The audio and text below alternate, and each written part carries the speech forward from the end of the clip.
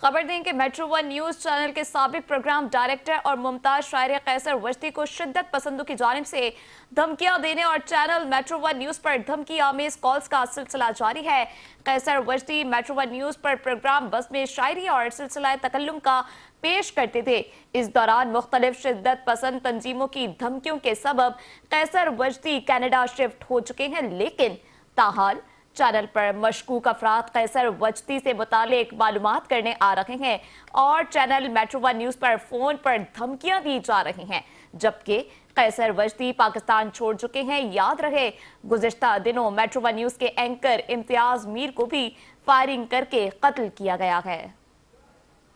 आपको अपडेट करते चलें कि मेट्रो वन न्यूज चैनल के साबिक प्रोग्राम डायरेक्टर और मुमताज शायर कैसर वजदी को शिद्दत पसंदों की जानिब से धमकियां देने और चैनल मेट्रो वन न्यूज पर धमकी आमेज कॉल्स का सिलसिला जारी है। कैसर वजदी मेट्रो वन न्यूज पर प्रोग्राम बज़ में शायरी और सिलसिला तकल्लुम का पेश करते थे।